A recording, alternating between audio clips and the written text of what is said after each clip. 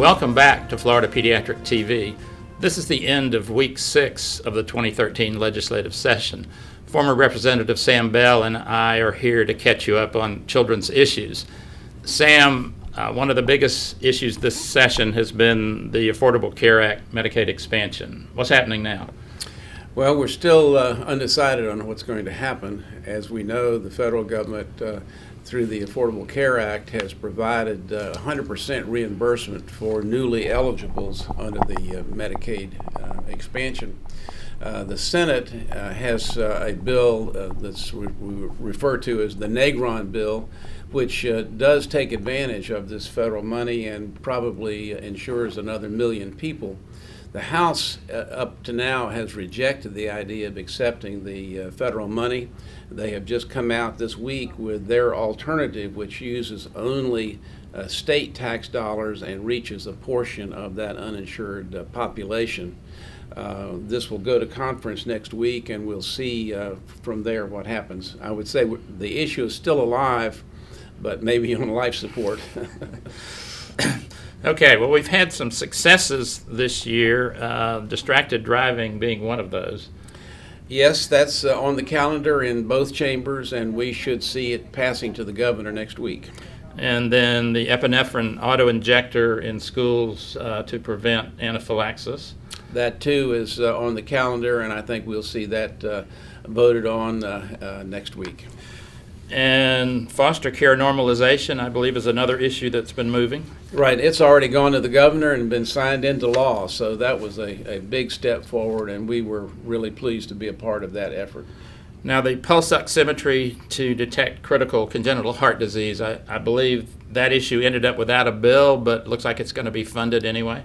The funding for that new screening process is in the budget on both sides, and so it will be funded. Our concern is that the proviso language, which sets forth the procedures for doing that process, has not yet been accepted. There's some argument about whether it's needed, but we feel that it is, and we'll be working to try to get the proviso language in the final bill when it passes. And then the sudden unexpected infant death bills got the child protection teams amended into them, and I believe those are moving forward also. Yes, the Senate bill has passed out and is in messages in the House. The House bill will be heard next week.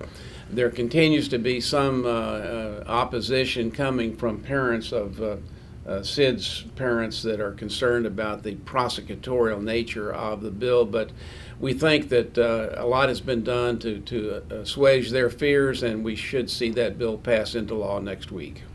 Now, the booster seat bill went nowhere this year. Yes, again, the opposition to the booster seat bill has been strong. Particularly the House leadership has been opposed to it, and so my prediction is that that will not pass this session. And there was an issue for salary parity for child protection team caseworkers, and I believe that never appeared anywhere in the budget. No, it didn't. The Department of Health, which should have been championing this parity issue, seemed unwilling to move it this session. Representing the pediatricians, we have made an effort to reach out to leadership on this, but I think it will be next year's issue. And then there are 2 kid care bills this year. One, the presumptive eligibility bill, and the other, the non-citizen kid care eligibility. Everyone was hopeful those would move through. Where are they now? Neither of these bills has moved yet in this session. Our hope is that if the Negron bill that I mentioned earlier, which is the expansion of Medicaid to the newly eligibles, could be a vehicle for at least putting into law the presumptive eligibility. If that doesn't happen, then I think those also are next year's issues. And just by way of explanation, the Affordable Care Act mandates that hospitals do presumptive eligibility on seemingly eligible Medicaid patients beginning in 2014. And so this kid care bill would have made that possible for federally qualified health centers, health departments, and other eligible entities to expand the availability of declaring eligibility when a child actually seems to be Medicaid eligible based on circumstances. A good piece of news this week, the Agency for Healthcare Administration finally released the self-attestation form for eligible physicians to receive the increased Medicaid payments at the Medicare level. The forms mysteriously appeared on their website on Tuesday. One of our members fortunately found that and let us know, and so we've gotten the message out to everyone, although we still haven't seen an official announcement from the Agency for Healthcare Administration.